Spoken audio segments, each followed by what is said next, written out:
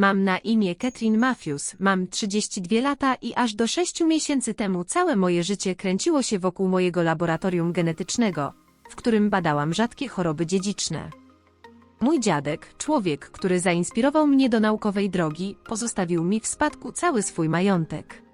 Jeśli spodobał Ci się film, nie zapomnij zasubskrybować mojego kanału, włączyć powiadomień, zostawić lajka i komentarz pod filmem.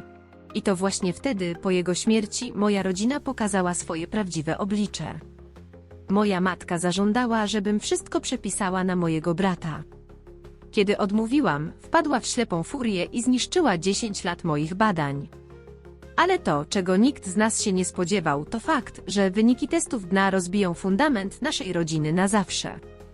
Jeśli zastanawiasz się, jak to możliwe, że matka byłaby w stanie zniszczyć dorobek życia własnej córki, przygotuj się. Ta historia ma więcej zwrotów akcji niż helisa dna. Zanim jednak zanurzymy się w ten emocjonalny rollercoaster, powiedz mi w komentarzach, skąd oglądasz tę historię. Zostaw polubienie, zasubskrybuj kanał i napisz, czy tobie też zdarzyło się, że rodzina odwróciła się od ciebie przez pieniądze.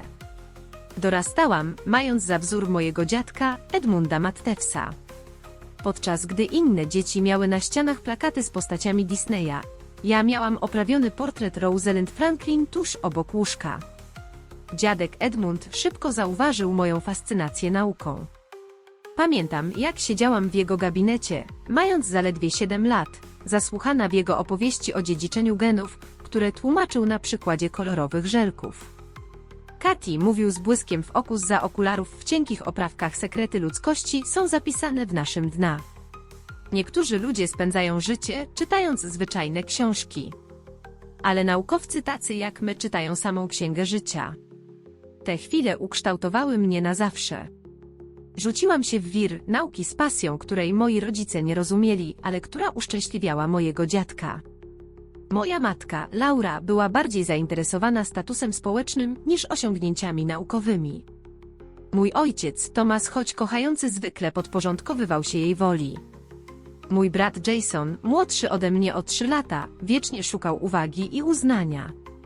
Catherine przechodzi tylko fazę, mówiła mama do swoich przyjaciółek, kiedy wolałam zostać w domu i się uczyć, niż chodzić na przyjęcia w klubie golfowym, które tak ceniła. Z czasem wyrośnie z tej obsesji na punkcie nauki. Ale nigdy nie wyrosłam.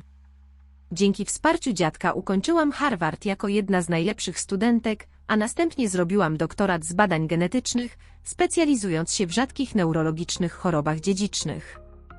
Dziadek nie tylko mnie dopingował, ale także sfinansował moje pierwsze badania, kiedy tradycyjne granty zawiodły. Inwestycja w wiedzę przynosi najlepsze zyski, cytował Benjamina Franklina podczas mojego absolutorium. Wierzę w to, co robisz, Katy. Skupiłam się na identyfikacji konkretnych markerów genetycznych związanych z rzadkim schorzeniem neurologicznym zwanym zespołem Matthews-Sinclair A, nazwanym częściowo na cześć mojego dziadka, który jako pierwszy opisał tę jednostkę chorobową w latach 70. To wyniszczające schorzenie dotyka mniej niż 1000 osób na całym świecie, ale powoduje postępującą degenerację funkcji motorycznych od wczesnego dzieciństwa. Przez 10 lat skrupulatnie zbierałam dane, analizowałam próbki DNA i opracowywałam procedury testowe, które zaczynały przynosić obiecujące rezultaty. Uczelnia świętowała moje osiągnięcia. Dr Matthews jest na czele badań nad spersonalizowaną medycyną genetyczną, ogłosił mój kierownik wydziału podczas charytatywnego balu w zeszłym roku. Mój dziadek, mający wówczas 89 lat, z dumą siedział w pierwszym rzędzie, rozpromieniony. Moi rodzice też byli obecni, choć wyraźnie mniej zachwyceni. Czy nie mogłabyś zająć się czymś bardziej dochodowym? Zapytała mnie matka. Firma twojego brata w branży nieruchomości mogłaby skorzystać z twoich umiejętności organizacyjnych. Jason tymczasem przeskakiwał z jednej biznesowej przygody do drugiej. Bar sportowy, który zamknął się po roku, linia odzieżowa, która nie przeszła fazy próbek, imperium, nieruchomości składające się z 2 zniszczonych domów, których nie potrafił nawet wynająć. Każdą jego porażkę matka przyjmowała z niezmiennym wsparciem i usprawiedliwieniami. Jason po prostu jeszcze nie odnalazł swojego powołania, powtarzała. Nie każdy odnajduje swoją ścieżkę tak wcześnie jak ty, Catherine. Wtedy jeszcze nie wiedziałam, jak głęboko Jason ugrzązł w długach. Jego uzależnienie od hazardu starannie ukrywane przed rodziną wpędziło go w niebezpieczne relacje z ludźmi, którym nie chciałbyś być winien pieniędzy. Wszystko zmieniło się 6 miesięcy temu, kiedy mój dziadek zmarł spokojnie we śnie w wieku 90 lat. Przeżył życie pełne pasji i mądrości, ale jego strata była dla mnie ciosem. Siedząc wieczorem w laboratorium tuż po otrzymaniu wiadomości o jego śmierci, czułam pustkę, której nie potrafiłam wytłumaczyć żadnym naukowym językiem. Mój mentor, mój mistrz, moja inspiracja odszedł. Nie zdawałam sobie wtedy sprawy, że jego odejście uruchomi lawinę wydarzeń, które wystawią na próbę nie tylko moją odporność emocjonalną, ale i sam fundament, na którym opierała się nasza rodzina. Pogrzeb odbył się w zabytkowej kaplicy, do której dziadek uczęszczał na nabożeństwa przez ponad 60 lat. Wśród uczestników byli wybitni naukowcy z jego bogatej kariery, a także członkowie rodziny. Wielu z nich dzieliło się wspomnieniami o tym, jak Edmund Matthews wpłynął na ich życie. Wygłosiłam mowę pożegnalną, w której skupiłam się na jego wkładzie w rozwój nauki i mówiłam z łagodnością i szacunkiem, mój głos zadrżał tylko raz w chwili, gdy wspomniałam, jak wspierał moje badania, gdy inni jeszcze nie wierzyli w ich sens. Mama siedziała w pierwszym rzędzie, osuszając suche oczy haftowaną chusteczką z inicjałami. Jason wyglądał na autentycznie zasmuconego, zawsze miał dobre relacje z dziadkiem, choć niewiele ich łączyło pod względem zainteresowań. Mój ojciec, jak zawsze opanowany, położył wspierająco dłoń na moim ramieniu, gdy wróciłam na swoje miejsce po przemowie. Był z ciebie taki dumny, wyszeptał. To jeden z nielicznych momentów, kiedy wyraził opinię inną niż narracja twojej matki. 3 dni po pogrzebie zebraliśmy się w kancelarii Samuela Wilsona, prawnika dziadka, przez ostatnie 3 dekady. Pokój, wyłożony boazerią z półkami pełnymi oprawionych w skórę ksiąg prawniczych, emanował powagą stosowną do okoliczności. Samuel, elegancki mężczyzna po 60, o srebrzystych włosach i łagodnym spojrzeniu, przywitał nas każdego z osobna, uściskiem dłoni pełnym taktu i siły. Edmund był bardzo precyzyjny co do swoich życzeń, zaczął, otwierając gruby folder. Postaram się to przedstawić możliwie jasno. Warunki testamentu były klarowne. Zostałam główną beneficjentką spadku po dziadku, którego majątek szacowano na około $3,2 miliona. W jego skład wchodził zabytkowy dom w stylu wiktoriańskim, portfel inwestycyjny oraz bogata kolekcja naukowa. Przewidziano również mniejsze zapisy dla kilku instytucji naukowych, długoletniej gosposi dziadka, a także skromną kwotę dla Jasona. Gdy Samuel zakończył odczyt testamentu, w sali zapadła cisza. Dało się słyszeć jedynie matczyne, ostre wciągnięcie powietrza. To musi być jakaś pomyłka, powiedziała, głosem napiętym jak struna. Edmund zawsze chciał, aby majątek został podzielony równo. Samuel łagodnie potrząsnął głową. Obawiam się, że nie, Laurel. Edmund był jednoznaczny, pragnął, by jego naukowe dziedzictwo kontynuowała Catherine. To absurd, podniosła głos mama. Jason też jest rodziną. On też ma potrzeby. Siedziałam w osłupieniu. Wiedziałam, że dziadek wspierał moje badania, ale nigdy nie spodziewałam się, że uczyni mnie główną spadkobierczynią. To było przytłaczające i jednocześnie gorzko-słodkie. Oddałabym każdą monetę, byle móc go jeszcze raz przytulić. Mamo, w porządku, odezwałam się w końcu. Oczywiście pomogę Jasonowi. Możemy porozmawiać o tym, jak to uczciwie podzielić. Jason nie zdradzał żadnych emocji. Przez całe spotkanie był nienaturalnie milczący. Omówimy to w domu, oznajmiła stanowczo mama, chwytając swoją designerską torebkę. Samuel, będziemy ten testament podważać. Twarz Samuela pozostała profesjonalna, ale jego oczy zdradzały niepokój. Ma pani do tego prawo, oczywiście, odpowiedział. Jednak muszę zaznaczyć, że Edmund przewidział możliwość sporu. Testament jest wyjątkowo solidny. W drodze powrotnej panowała absolutna cisza. Po przybyciu do rodzinnego domu, gdzie umówiliśmy się po odczycie, fasada matczynej kontroli zaczęła pękać. Twój dziadek nie myślał jasno, pod koniec oznajmiła, krążąc po salonie. Jason nie potrafi stanąć na nogi. Ta spuścizna mogłaby mu odmienić życie. Mamo, rozumiem, odpowiedziałam. Chętnie pomogę Jasonowi finansowo, ale dziadek chciał, by jego dom i kolekcja zostały zachowane. Mają wartość naukową. Twój brat ma długi, kontynuowała, jakby nie słysząc moich słów. Poważne długi. Tu nie chodzi o sprawiedliwość, Catherine. Tu chodzi o lojalność wobec rodziny. Wtedy w końcu odezwał się Jason. Nie prosiłem o to, Kate, jego głos drżał od napięcia. Ale jestem w tarapatach większych niż myślicie. Przez kolejną godzinę poznawaliśmy bolesną prawdę. Jason zaciągnął pożyczki u ludzi, którzy nie oferowali przyjaznych warunków spłaty. Jego nauk hazardowy wymknął się spod kontroli, a od niewinnych zakładów przeszedł do uzależnienia w pełni rozwiniętego. Był winien niemal $800,000 wierzycielom, z których niektórzy grozili przemocą. Mogę pomóc spłacić długi, zaproponowałam. Ustalimy harmonogram spłat z mojego spadku. Nawet część inwestycji mogę spieniężyć. To za mało, upierała się mama. Musimy sprzedać wszystko. Dom, kolekcję, wszystko. Ale przecież dziadek tego nie chciał. Zaprotestowałam. Jego kolekcja powinna trafić do muzeum lub instytutu badawczego. A dom jest dziś wart ponad $1 milion. Twój dziadek odszedł, Catherine, przerwała mi mama. Żywi liczą się bardziej niż życzenia zmarłych. Tego wieczoru rozpoczęła się nasza rodzinna zimna wojna. Mama zorganizowała uroczystą kolację tydzień później, która okazała się zasadzka. Ciotki, wujkowie, kuzyni wszyscy zostali zwerbowani, by przekonać mnie do słusznej decyzji. Rodzina musi trzymać się razem, upierała się ciotka Vivian przy deserze.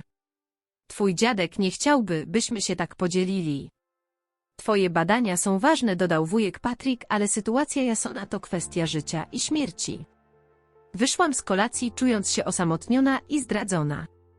Tylko mój ojciec milczał przez cały wieczór, jego oczy zdradzały napięcie, ale usta pozostawały zamknięte, jak zwykle, gdy matka przejmowała ster.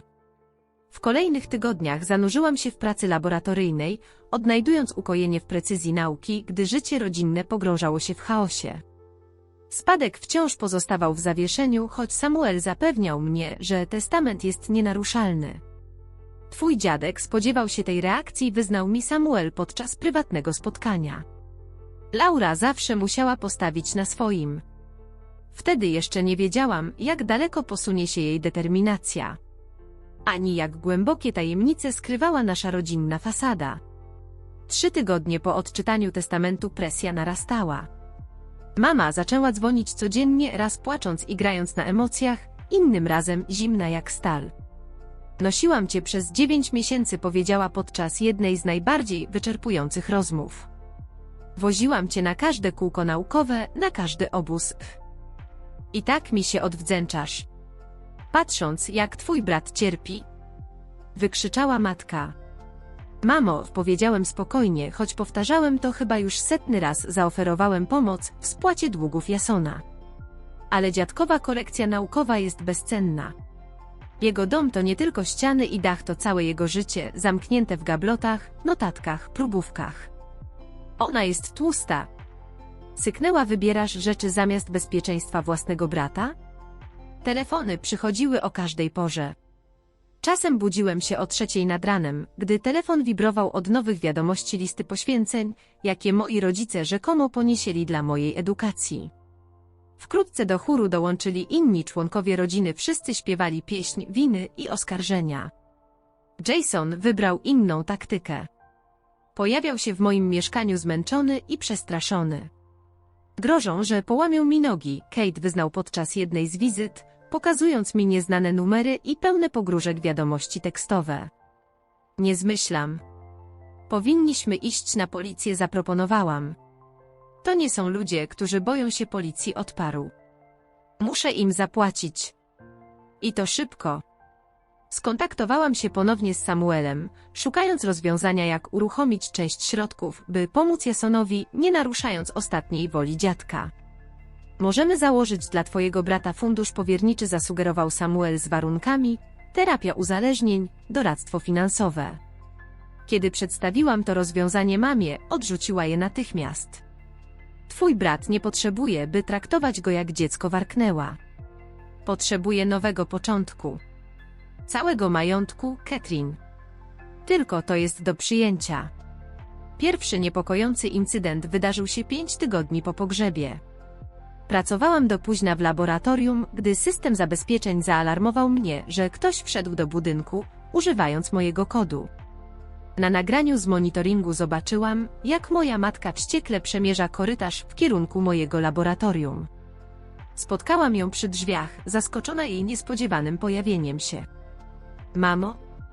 Co ty tu robisz? Jest prawie północ. Przepchnęła się obok mnie, a jej oczy przeskanowały laboratorium z wyraźną pogardą. To jest to, co wybierasz zamiast rodziny. Probówki i papiery? To ważna praca, odpowiedziałam ostrożnie, obserwując, jak chwyta notatnik zawierający miesiące danych obserwacyjnych. Proszę, ostrożnie z tym. Ważne? Zaśmiała się gorzko. Wiesz, co jest ważne? Dziś do twojego brata przyszli 2 mężczyźni. Powiedzieli, że połamią mu palce jeden po drugim, jeśli nie zapłaci do końca miesiąca. Żołądek ścisnął mi się ze strachu. Próbuję pomóc, wyszeptałam. Złożyłam ofertę. Oferty to za mało. Krzyknęła, rzucając notatnik tak, że niemal uderzył w szereg starannie oznakowanych próbek. Przepisz cały majątek na Jasona. Całość. Albo przestajesz być moją córką. Groźba zawisła w powietrzu między nami. Zawsze wiedziałam, że matka faworyzuje Jasona, ale ten ultimatum uderzyło we mnie z brutalną siłą. Nie mówisz poważnie, wyszeptałam. Sprawdź mnie, jej oczy były zimne, obce. Lojalność wobec rodziny liczy się najbardziej, Catherine. Bardziej niż życzenia twojego dziadka. Bardziej niż to, wskazała pogardliwie na moje laboratorium, twoje hobby. Gdy wyszła, osunęłam się na krzesło, drżąca. To nie była już tylko presja, to było coś więcej, coś niebezpiecznie bliskiego groźbie. Następnego dnia zainstalowałam dodatkowe kamery w laboratorium i zmieniłam wszystkie kody dostępu. Kilka dni później umówiłam się na kolejne spotkanie z Samuelem. Jego biuro wydawało się jedynym neutralnym terytorium, które mi jeszcze zostało. Twoja matka formalnie zakwestionowała testament, poinformował mnie z poważnym wyrazem twarzy. Ale jest coś jeszcze, o czym powinnaś wiedzieć. Samuel zawahał się, jakby ważył swoje zawodowe obowiązki przeciwko sumieniu. Twój dziadek przyszedł do mnie jakieś 8 miesięcy temu, w końcu powiedział. Martwiły go pewne rodzinne dynamiki. Poprosił o dodatkowe zapisy w testamencie, zapisy, które miały wejść w życie tylko wtedy, gdy testament zostanie zakwestionowany. Jakie zapisy? Zapytałam zdezorientowana. Weryfikacja dna, powiedział ostrożnie Samuel. Edmund miał pewne obawy dotyczące relacji rodzinnych, o których nikomu nie powiedział poza mną. Poprosił, by w razie sporu testamentowego, przed jakimkolwiek podziałem spadku, wszyscy beneficjenci musieli przejść testy dna. Oparłam się na krześle, zszokowana. Testy dna. Czego się obawiał? Nie sprecyzował, odparł Samuel. Po prostu nalegał na ten zapis. Uznałem, że to ostrożność starzejącego się naukowca, może początki demencji. Ale Edmund był bystry do samego końca. Co teraz? Ponieważ twoja matka oficjalnie zakwestionowała testament, zapis od dna aktywuje się. Wszyscy potencjalni spadkobiercy muszą dostarczyć próbki, by potwierdzić pokrewieństwo z Edmundem. Wyszłam z biura Samuela z głową pełną pytań. Co dziadek podejrzewał? Dlaczego taki nietypowy warunek? Naukowiec we mnie był zaintrygowany, ale wnuczka głęboko poruszona. Kiedy poinformowałam matkę o wymogu testów dna, wybuchła z furią. Absolutnie nie. To niedorzeczność. Twój dziadek postradał zmysły pod koniec życia. To tylko wymaz z policzka, powiedziałam, zaskoczona jej gwałtowną reakcją. Jeśli chcecie zakwestionować testament, to warunek niepodlegający negocjacji. Po godzinach kłótni mama i Jason niechętnie zgodzili się na testy. Mój ojciec, choć technicznie nie był spadkobiercą, zgłosił się również, powiedział cicho, dla dobra rodziny. Nikt z nas nie przewidział, że te proste próbki dna rozplączą dekady sekretów. ani tego, że moja matka podejmie desperackie działania, zanim prawda wyjdzie na jaw. Poranek, który zmienił wszystko, zaczął się jak każdy inny. Dotarłam do laboratorium o 7:30 z termosową kawą w dłoni, myślami już przy dzisiejszych eksperymentach. Moje laboratorium zajmowało wschodnie skrzydło budynku genetyki na Uniwersytecie Przestrzeń, którą przez lata zorganizowałam dokładnie pod swoje metodyczne podejście do pracy.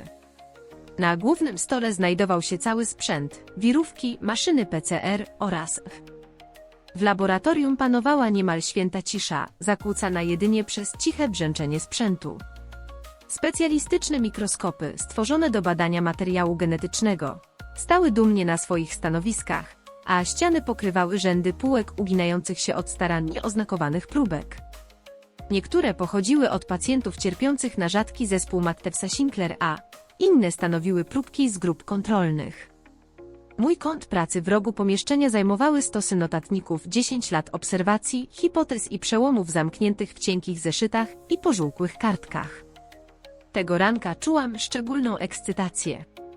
Odkryłam obiecującą korelację między konkretnym markerem genetycznym a wczesnymi objawami choroby. Jeśli moje przypuszczenia się potwierdzą, mogłoby to oznaczać przełom, wcześniejszą diagnozę, skuteczniejszą interwencję i nadzieję dla dzieci, które do tej pory pozostawały bez pomocy.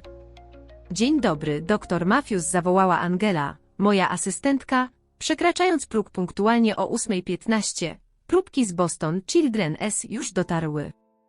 Wprowadziłam je do systemu. Doskonały timing, odpowiedziałam, mając już na dłoniach rękawiczki. Przeprowadzimy dziś wstępne testy. Poranek upłynął w PRACOWITYM, niemal hipnotycznym tempie. O 12:00 Angela wyszła na wykład, a ja postanowiłam wyskoczyć na szybki lunch do kawiarni po drugiej stronie ulicy. Jak zawsze zabezpieczyłam laboratorium, materiały poufne schowałam, komputery zablokowałam, drzwi zamknęłam na kod. Czekając na zamówienie, poczułam delikatne wibracje telefonu. Powiadomienie z systemu bezpieczeństwa. Ktoś użył mojego dawnego kodu dostępu, tego, który zmieniłam po niepokojącej wizycie mojej matki. Do wiadomości dołączone było zdjęcie z kamery. Moja matka wchodziła do budynku z twarzą pełną determinacji i gniewu. Bez chwili wahania zostawiłam niedoszły lunch i pobiegłam z powrotem do budynku genetyki. Serce waliło mi jak młot, każdy krok dudnił echem wewnętrznego niepokoju. Gdy zbliżałam się do laboratorium, usłyszałam hałas. Coś się tłukło. Drzwi otworzyłam z impetem i zamarłam. Wnętrze przypominało miejsce zbrodni. Moja matka stała na środku pomieszczenia z niszczarką w rękach, do której z pasją karmiła strony moich dzienników badawczych. Wokół niej panował chaos. Potłuczone szkiełka mikroskopowe leżały wszędzie, drzwi od lodówek z próbkami wisiały otwarte, zawartość rozlana, skażona. Ekran mojego komputera leżał twarzą do ziemi pęknięty. Mamo? Co ty robisz? Krzyknęłam, podbiegając do niej. Odwróciła się. Jej wzrok był dziki, nie do poznania. W oczach płonął ogień gniewu, którego nigdy wcześniej u niej nie widziałam. Twoje święte badania. To się dla ciebie liczy bardziej niż rodzina. Krzyczała. Przestań. To są materiały nie do odtworzenia.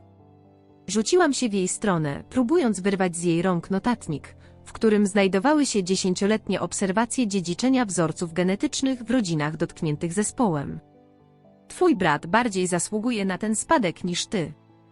Wrzasnęła, rozrywając kolejne strony, zanim zdążyłam ją dosięgnąć. Jest w niebezpieczeństwie przez twoją chciwość. To nie ma nic wspólnego ze spadkiem. Krzyknęłam rozpaczliwie, patrząc, jak jej ramię zamiata kolejną półkę z przygotowanymi szkiełkami.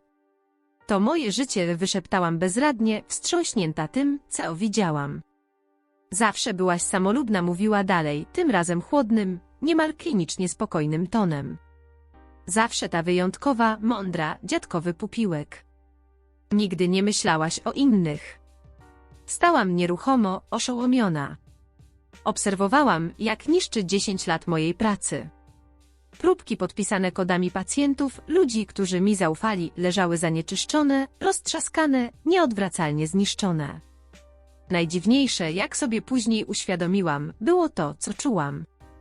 Po pierwszym szoku ogarnęła mnie przedziwna, zimna cisza w środku. Przestałam ją powstrzymywać. Patrzyłam. Prawie klinicznie, jakbym oglądała zniszczenie cudzego życia.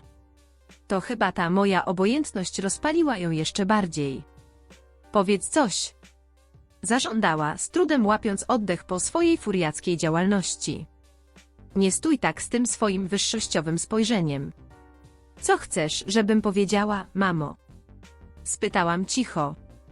Że wygrałaś? Że podpiszę przekazanie spadku po dziadku, bo zniszczyłaś moją pracę? Tak. Jason potrzebuje tych pieniędzy. Jego życie od nich zależy. Większość moich danych jest zarchiwizowana na zabezpieczonych serwerach, odpowiedziałam spokojnym tonem, choć wokół mnie leżały ruiny. Uniwersytet też prowadzi kopie zapasowe. Fizyczne próbki to ogromna strata, ale nie wszystko przepadło. Tym, co dziś naprawdę zniszczyłaś, jesteśmy my. Nasza relacja. To, jak recytowałam fakty, w końcu dotarło do niej. Rozejrzała się powoli, jakby dopiero teraz zauważyła zniszczenie, które spowodowała. Przez chwilę w jej oczach zamigotało coś, co mogło być wątpliwością. Nigdy nie rozumiałaś, czym jest lojalność wobec rodziny, powiedziała cicho, odkładając niszczarkę. Twój dziadek też nie. Zawsze chował się w laboratoriach, zamiast zająć się tym, co naprawdę ważne. Proszę, wyjdź, powiedziałam. Ochrona już w drodze. Zadzwoniłam do nich, wracając tutaj. Jak na sygnał, w drzwiach pojawili się dwaj funkcjonariusze ochrony uniwersyteckiej. Ich twarze zdradzały szok. Doktor Matthews, wszystko w porządku? Zapytał jeden z nich, rozglądając się po zniszczeniach. Nie odpowiedziałam. Proszę odprowadzić moją matkę z terenu kampusu i wezwać policję. Złożę zawiadomienie o zniszczeniu mienia i materiałów badawczych. Catherine, naprawdę wezwiesz policję na własną matkę? Zapytała z niedowierzaniem. Nie zostawiłaś mi wyboru, odpowiedziałam, czując, jak w moim głosie drży coś, co zwiastowało koniec mojej pozornej opanowania. Proszę, wyjdź. Kiedy została odprowadzona, zostałam sama pośród zgliszczy mojego życia zawodowego. Specjalistyczna zamrażarka z najrządszymi próbkami była odłączona. Ich zawartość już się rozmrażała i degradowała. Notatniki z ręcznymi obserwacjami zostały nieodwracalnie zniszczone. Sprzęt warty setki tysięcy dolarów zniszczony, połamany. Dopiero wtedy, gdy naprawdę byłam sama, pozwoliłam, by ta obojętność się rozpadła. Osunęłam się na podłogę, wśród potłuczonego szkła i zniszczonych próbek. Łzy zaczęły spływać po mojej twarzy. Szlochy wydobywały się ze mnie jak zraniony zwierz. Gdzieś z głębi duszy. Tak zastała mnie Angela pół godziny później, gdy wróciła z wykładu. Boże, wyszeptała, ostrożnie przechodząc przez zdewastowane pomieszczenie. Doktor Matthews, Catherine, Co się tu stało? Rodzina, zdołałam wyszeptać przez łzy. Następne godziny były jak mgła. Najpierw ochrona kampusu, potem policja miejska, zdjęcia, protokoły. A potem przyszły oświadczenia. Kierownik mojego działu zjawił się z bladą twarzą, osłupiały od rozmiaru zniszczeń. Koledzy z sąsiednich laboratoriów przychodzili, by zaoferować pomoc, stali oniemiali w drzwiach, widząc, że dewastacja była celowa, nieprzypadkowa. Odbudujemy to, zapewnił mnie mój przełożony, kładąc dłoń na moim ramieniu. Masz kopie zapasowe danych, publikacje, cały intelektualny dorobek, to się zachowało. Materiały można zastąpić. Oboje jednak wiedzieliśmy, że nie wszystko da się odzyskać. Próbki od pacjentów były owocem lat starannej pracy. Niektóre pochodziły od osób, które już nie żyły. Ręcznie pisane obserwacje w moich dziennikach zawierały spostrzeżenia i powiązania, których nie zdążyłam jeszcze przenieść do wersji cyfrowej. Tego wieczoru, kiedy zgłoszenia na policję zostały już złożone, a ochrona uniwersytetu czuwała przed szczątkami mojego laboratorium, wróciłam do mieszkania i zrobiłam coś, czego wcześniej nigdy nie zrobiłam, złożyłam wniosek o sądowy zakaz zbliżania się wobec mojej własnej matki. Gdy wypełniałam formularze, mój telefon bezustannie rozświetlał się kolejnymi wiadomościami. Ojciec zdezorientowany i zasmucony. Jason miotający się między przeprosinami za działania naszej matki, a naciskaniem, bym rozwiązała to wszystko poprzez zrzeczenie się spadku. Przyjaciele i współpracownicy oferujący wsparcie i przestrzeń do pracy. Ignorowałam ich wszystkich. Skupiłam się tylko na dokumentach leżących przede mną. Tego dnia pękło coś fundamentalnego, coś znacznie głębszego niż szkło laboratoryjne i mikroskopy. Zrozumiałam, że moja własna matka była gotowa zniszczyć wszystko, co dla mnie najcenniejsze, by postawić na swoim. To zmieniło moje pojmowanie rodziny w sposób, który dopiero zaczynałam sobie uświadamiać. Ale jeszcze nie wiedziałam, dlaczego spadek miał dla niej aż tak ogromne znaczenie. Na tyle ogromne, by dopuścić się przestępstwa i zniszczenia mienia. Długi Jasona były poważne, to prawda. Ale przecież majątek po dziadku nie był jedynym możliwym rozwiązaniem.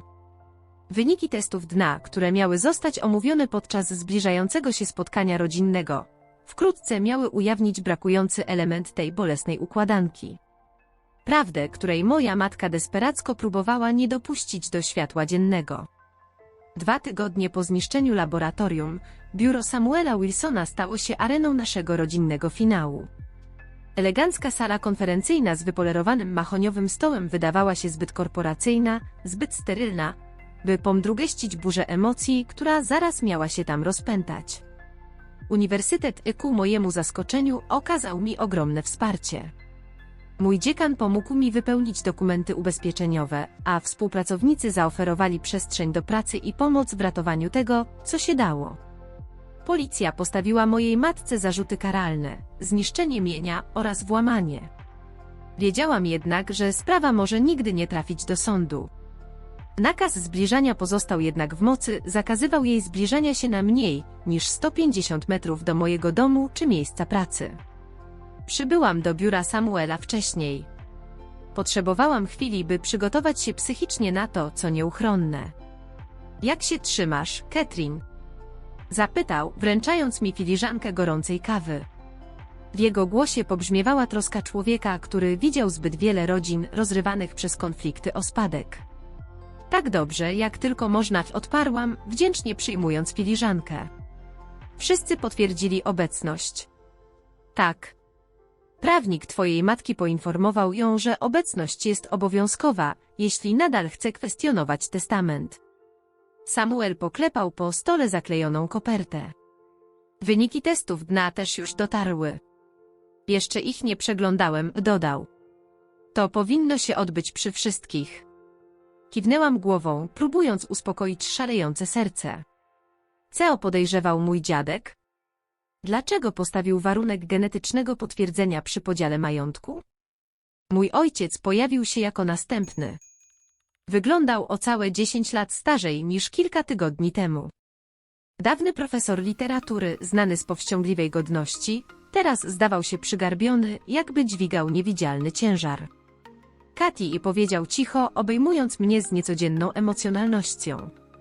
Przykro mi z powodu laboratorium. Zachowanie twojej matki było niewybaczalne. Rozmawiałeś z nią? Zapytałam, zaskoczona jego niespodziewaną otwartością wobec jej działań. Robimy sobie przerwę, odparł ostrożnie. Ta sytuacja ujawniła pewne aspekty naszego małżeństwa, które wymagają przemyślenia. Zanim mogłam drążyć temat, drzwi znów się otworzyły.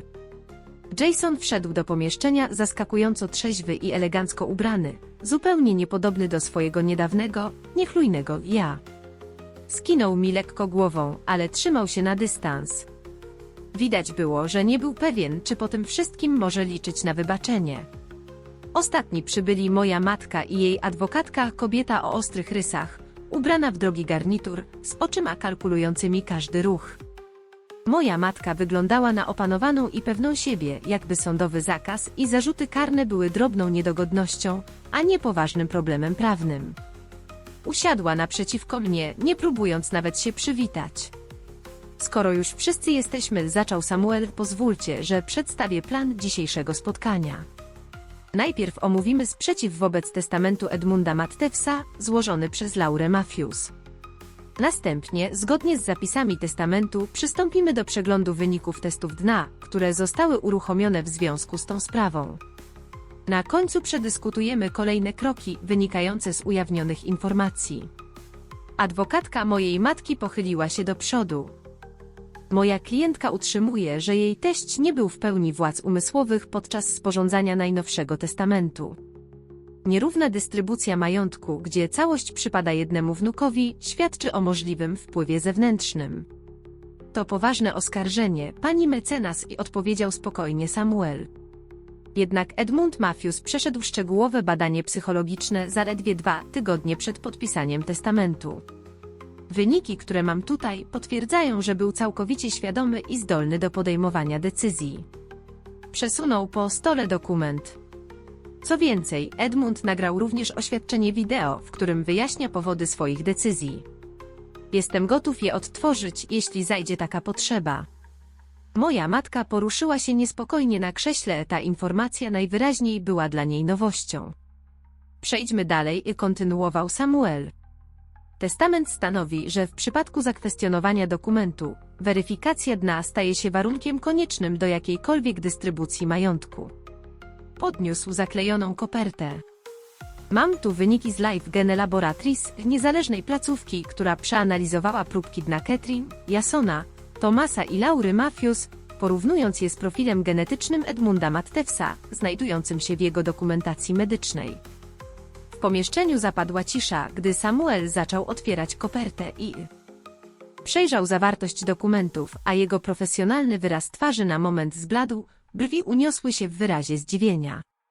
Cóż, w końcu powiedział, podnosząc wzrok, to nieoczekiwane. Co to takiego? Ojciec pochylił się do przodu, zaciekawiony. Zgodnie z tymi wynikami, mówił ostrożnie Samuel, Jason Matthews nie jest genetycznie spokrewniony z Edmundem Matthewsem. Zapadła chwila ciszy, po czym wybuchł chaos. To niemożliwe! Krzyknęła moja matka. Te testy muszą być błędne. Jason wyglądał na zszokowanego. Co to znaczy? Dziadek nie był moim dziadkiem? Samuel podniósł rękę, prosząc o ciszę. To jeszcze nie wszystko, dodał. Test wykazał również, że Jason nie jest genetycznie spokrewniony z Thomasem Matthewsem. Konsekwencje wisiały w powietrzu niczym trująca chmura. Twarz mojego ojca zbielała, gdy zaczynał rozumieć, co to oznacza. Laura, szepnął, zwracając się do mojej matki, i co to jest? Opanowanie matki całkowicie się rozpadło. Testy są błędne, nalegała, ale jej głos stracił pewność siebie.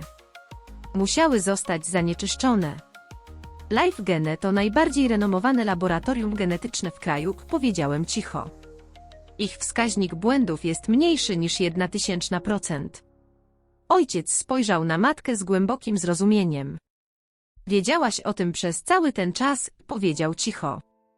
Adwokat mojej matki szepnął coś pilnie do jej ucha, ale wyglądała, jakby była poza zasięgiem jakiejkolwiek strategii prawnej.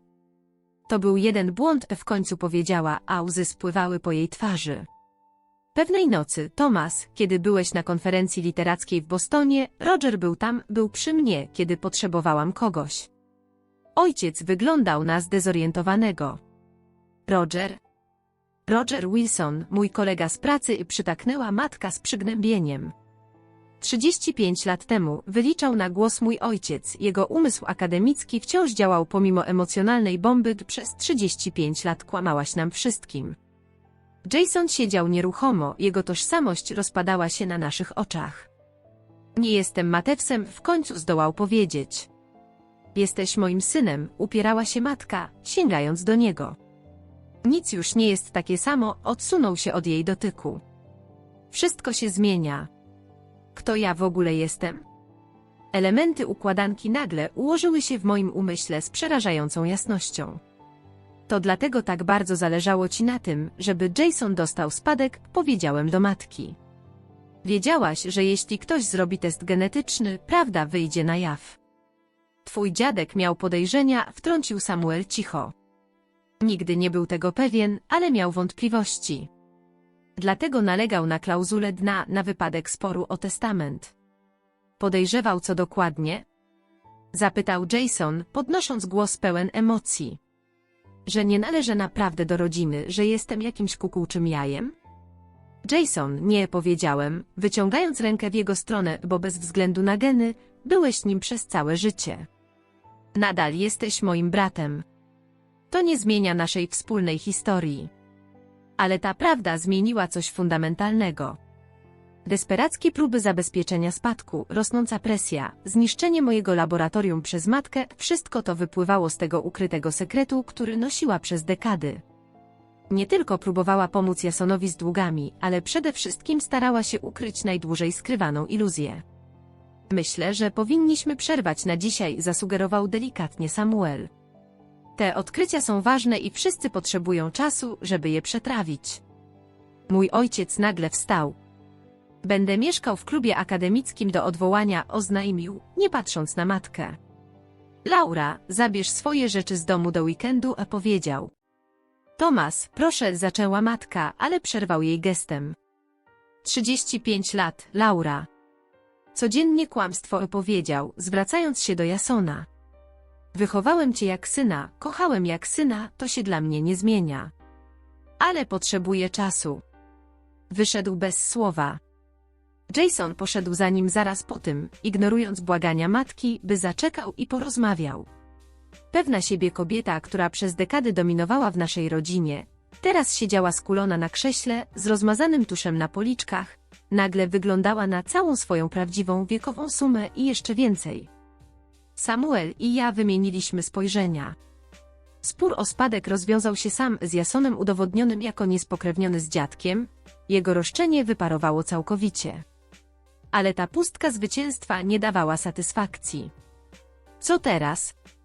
Zapytałem Samuela, podczas gdy moja matka była wyprowadzana przez swojego prawnika. Prawnie testament pozostaje ważny, odziedziczycie zgodnie z wolą Edmunda, powiedział spokojnie, zbierając dokumenty.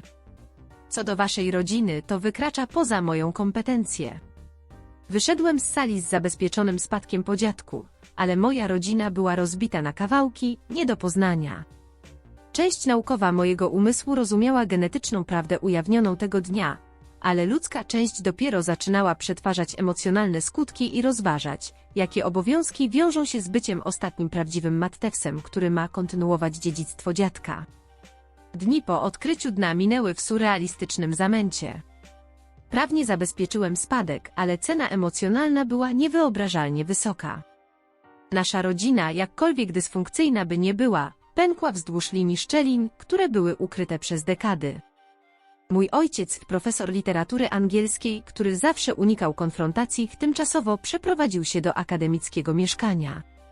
Podczas naszej krótkiej rozmowy telefonicznej jego głos nabrał obcego tonu. Przeżyłem życie oparte na fikcji, Katy powiedział. Całkiem ironiczne, jak na profesora literatury, prawda? Jego próba żartu nie ukryła bólu. Przepraszam, tato, opowiedziałem, nie mam słów na tę sytuację. Ja i twoja matka spotykamy się z adwokatami rozwodowymi w przyszłym tygodniu, dodał. 38 lat małżeństwa kończy się testem dna, nie tak wyobrażałem sobie emeryturę. Reakcja Jasona była równie rozdzierająca, ale miała inny charakter. Po opuszczeniu biura Samuela zniknął na 3 dni. Moje SMS-y i telefony pozostawały bez odpowiedzi, aż w końcu, o 2 nad ranem 4 dnia, pojawił się pod moimi drzwiami, nieogolony i z oczami pełnymi cieni.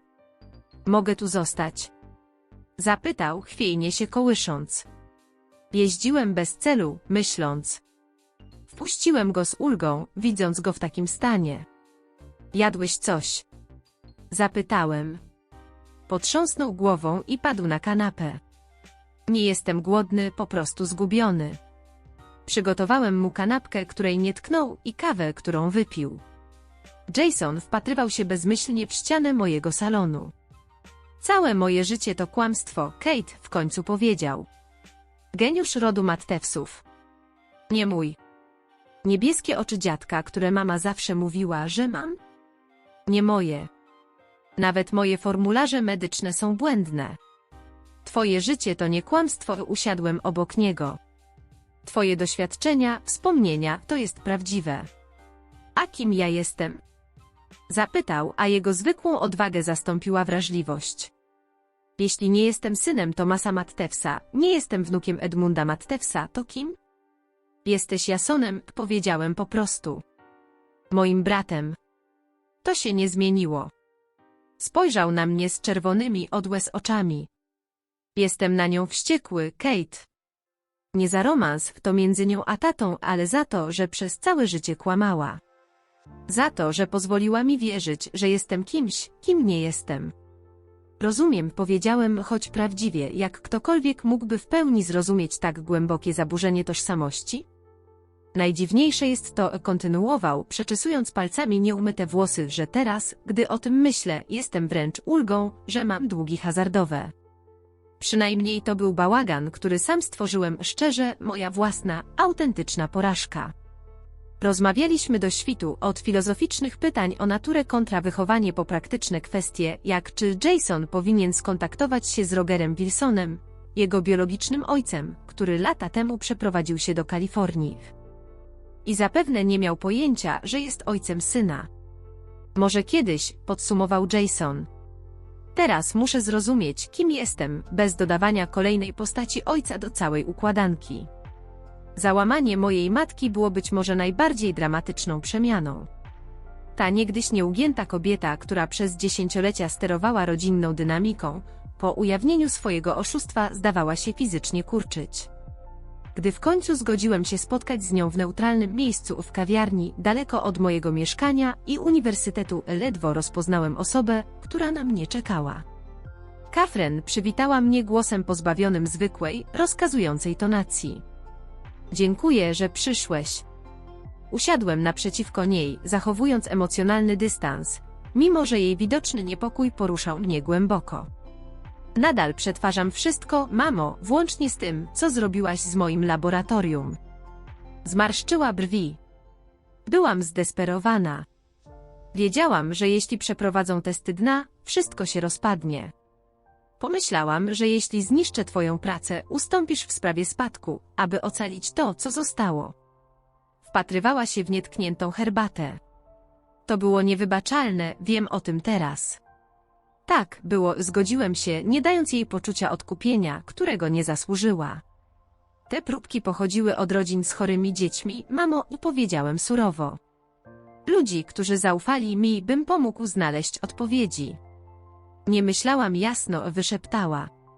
Kiedy Samuel wspomniał o testach dna, spanikowałam. Przez te wszystkie lata utrzymywałam sekret. Stał się większy niż cokolwiek innego. Dlaczego po prostu nie powiedziałaś prawdy lata temu? Zapytałem. Twój ojciec byłby zraniony, ale przynajmniej byłoby uczciwie. Budował wtedy karierę, gdy zaszłam w ciążę z Jasonem.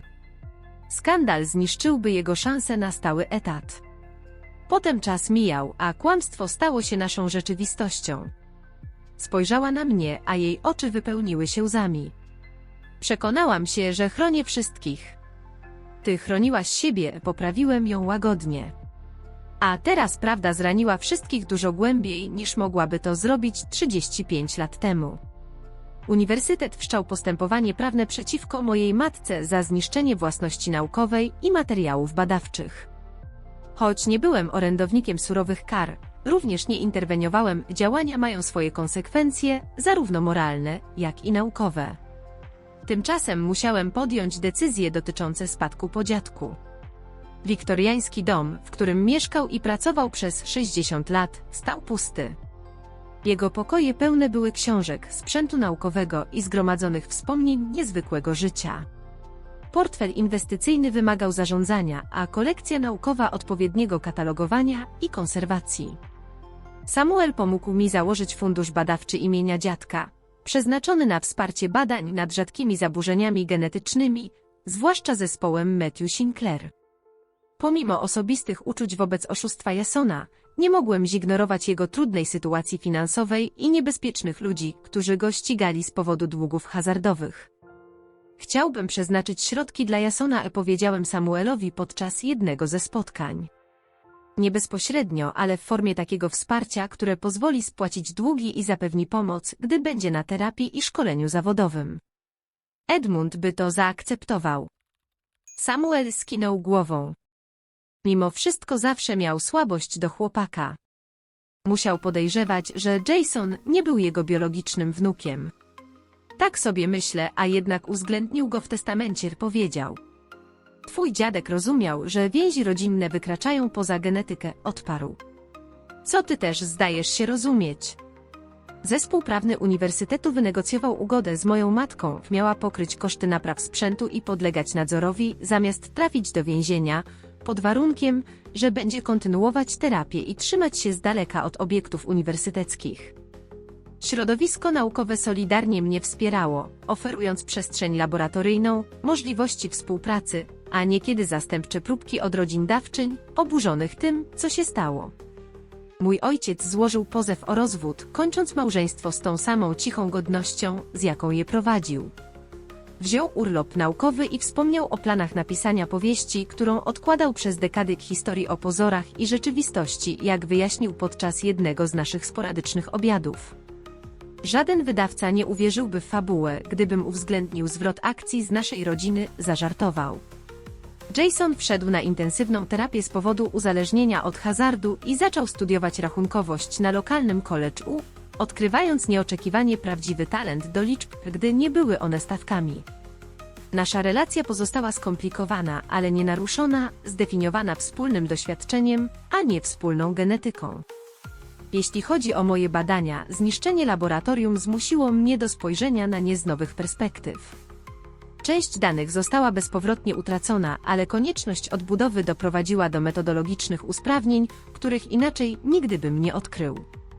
6 miesięcy po incydencie mój zmieniony protokół badawczy przynosił obiecujące wyniki przy mniejszych zasobach, dowód naukowej odporności. Dom dziadka stał się moim domem i niewielkim, prywatnym ośrodkiem badawczym.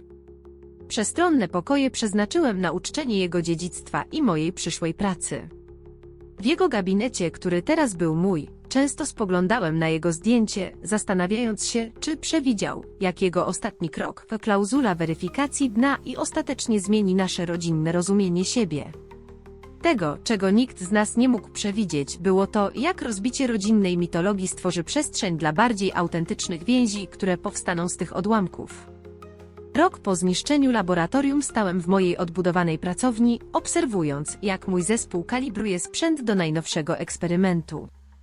Nowoczesne laboratorium, mieszczące się w dawnej, przestronnej garażowej części domu dziadka, symbolizowało zarówno ciągłość, jak i przemianę, zupełnie jak moje życie. Dr Matthews, próbki z Johns Hopkins właśnie dotarły, zadzwoniła Angela, moja asystentka badawcza na pełny etat, nie studentka już. Doktor Petel pyta, czy nadal bierzesz udział w prezentacji na konferencji online w następny wtorek. Powiedz mu, że tak i niech próbki zostaną zarejestrowane i schłodzone, odpowiedziałem, pozwalając sobie na chwilę satysfakcji z tego, jak daleko zaszliśmy. Zniszczenie mojego pierwotnego laboratorium było druzgocące, ale z tych popiołów wyłoniło się coś niezwykłego. Nasze nowe podejście do badania zespołu Matthew Sinclair, zrodzone z konieczności po utracie wielu próbek, przyniosło przełom, którego inaczej nigdy bym nie odkrył. Czasem trzeba stracić mapę, by znaleźć lepszą drogę, napisał mój dziadek w jednym z dzienników, które przetrwały szał mojej matki. Jego słowa okazały się prorocze. Analizując markery genetyczne pod innym kątem, zidentyfikowaliśmy potencjalny protokół wczesnej interwencji, który wstępne testy ukazały jako obiecujący. 3 dzieci zdiagnozowanych z tym zespołem otrzymywało teraz eksperymentalne leczenie oparte na naszych badaniach, a ich funkcje neurologiczne stabilizowały się w sposób wcześniej uważany za niemożliwy. Mimo wyników testów dna, zawsze był sobą. 18 miesięcy temu nie wyobrażałem sobie, że może tak zmienić życie. Od 6 miesięcy trzeźwy od hazardu, odkrył talent do finansowej kryminalistyki. Nasza relacja stała się prawdziwa, bez manipulacji matki zbudowaliśmy bratnią więź na doświadczeniach, nie genach. Ojciec po rozwodzie zaczął pisać powieść i na nowo odnajdywał siebie. Powinienem był bardziej cię wspierać, przyznał. Teraz stoisz po swojej stronie, odpowiedziałem. Matka po odbyciu kary i terapii wyprowadziła się do Arizony. Przyznała, że rozwijała narcystyczne cechy jako obronę. Utrzymanie sekretu o ojcostwie Jasona wymagało fałszu, ale nie usprawiedliwiało jej czynów. Próbuję siebie zrozumieć, mówiła. Spadek dziadka, który rozbił rodzinę, teraz służy nauce. Fundacja finansuje badania genetyczne na 3 uniwersytetach i wspiera młodych naukowców. Dziadek byłby dumny, powiedział Samuel.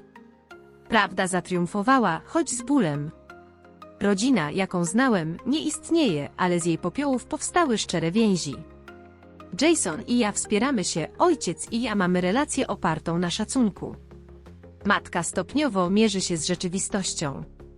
Nauczyłem się, że odporność to nie unikanie zniszczenia, lecz budowanie na gruzach. Rodzina to wybór i prawdziwe więzi, nie tylko geny. Mówiąc do zdjęcia dziadka, zdałem sobie sprawę, że dna to nie wszystko.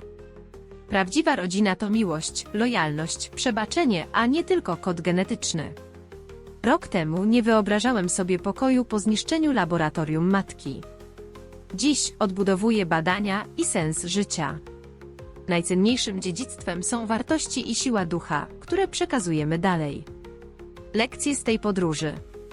Prawda jest mniej niszczycielska niż kłamstwo, odporność rodzi się z utraty, a rodzina to wybór. Czasem trzeba pozwolić odejść pewnym relacjom, by nowe mogły powstać. A wy? Czy doświadczyliście trudnych prawd, które zmieniły wasze rozumienie rodziny? Podzielcie się w komentarzach. Jeśli moja historia was poruszyła, zostawcie like i subskrybujcie, by usłyszeć więcej o przemianie i sile. Dziękuję za uwagę. Niech wasze wyzwania przyniosą siłę i mądrość.